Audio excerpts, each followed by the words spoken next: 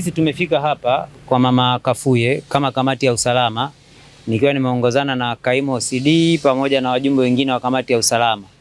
Lengo la kufanya ziara hii, tumemsikia Mama Kafuye akiwa amelalamika kuhusu kutolewa ndani ya nyumba yake. Lakini pia vile vile Mheshimiwa Waziri Mkuu Dr. Mwigulu Nchemba amenituma kuja kufika hapa na kuhakikisha kwamba mama huyu anarudishwa ndani ya nyumba yake, wakati suala lake likiendelea kufanyiwa uchunguzi na TAKUKURU kuhusu uhalali wa nyaraka ambazo anasema zimempatia ushindi mtu ambaye ana mgogoro naye. Kama mnavyofahamu, Mahakama Kuu ya Tanzania ilitoa amri ya mama kuondolewa hapa na kumpa ushindi mdai au mtu ambaye ana mgogoro naye. Lakini nimefika hapa, nimeagiza kwanza mama arudishwe ndani na milango ambayo imechomelewa na kuzibwa ifunguliwe. Zoezi hilo limekamilika kwa kupitia serikali ya mtaa. Milango ambayo ilikuwa imepigwa spot au imechomelewa imefunguliwa na mama atatakiwa aingie ndani. Lakini pili, nimekuta lalamiko hapa kwamba kampuni ya ulinzi iliyokuja kusimamia zoezi hili ilipiga risasi na ganda lake nimekabidhiwa.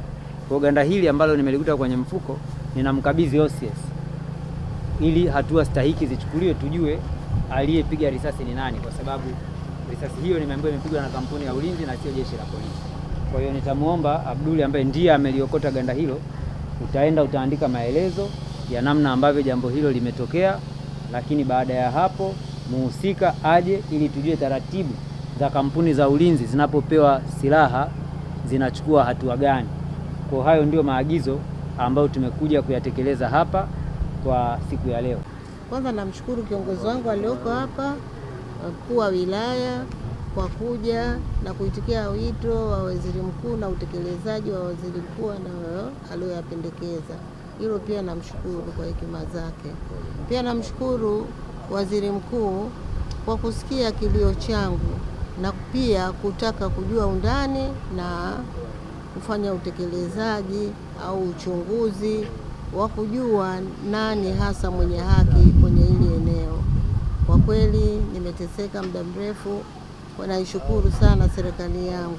Mheshimiwa DC, kwa jinsi alivyokutuma Mama Samia na ujana wako na tunavyokuelewa na tunavyokutambua na tunavyokupenda, hii ya juzi ya risasi, kwa kweli kaka zako na wazazi wako, hasa huyu mama yangu au mama yetu, unamtesa sana, ameteseka sana. Achana na mambo ya mahakama, lakini hili la risasi limetikisa eneo na tulikulilia kweli wewe, kwa sababu wewe ndio mwenyekiti wa usalama.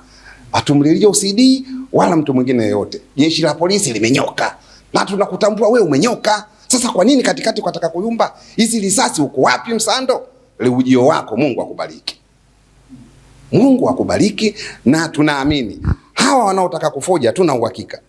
Ila yeyote anayetaka kumharibia Mama Samia, tuko naye bega kwa bega. Hawa wako chini yako. Hawa waliofoji wedha kama ni ukweli, na nina uhakika inaweza kawa kweli. Angalia watu unaowaongoza. Baada ya kubaini kuwepo kwa udanganyifu wa nyaraka, tukazihusisha vyombo vya serikali ikiwemo TAKUKURU, tukatumia vyombo vya habari kuzungumza swala hili. Tunamshukuru limefika kwenye mamlaka husika, limefikia serikali ya awamu ya 6 chini ya Rais Dr. Samia Suluhu Hassan, ambaye maagizo pia yamefika kwa Waziri Mkuu Daktari Mwigulu Nchemba, ambaye leo ametoa maelekezo kwamba mama yetu Mama Pili Kafuye arudi ndani na vyombo vifanye uchunguzi. Tunawashukuru sana TAKUKURU kwa sababu tangu mwanzo tulivyoona kulegalega na mambo hayaendi sawa, wao walikuwa mstari wa mbele kuhakikisha kwamba uchunguzi unafanyika. Na mara zote upande wetu sisi tulikuwa tukishiriki moja kwa moja kutoa ushirikiano kwa chombo cha TAKUKURU. Tunaomba mwenzetu yeye ambaye anasema ameshinda tuzo atoe ushirikiano kwa vyombo vya serikali. Hakuna wajibu wa kukimbia vyombo vya serikali na kuleta watu na risasi hapa na mapanga kuja kutusumbua.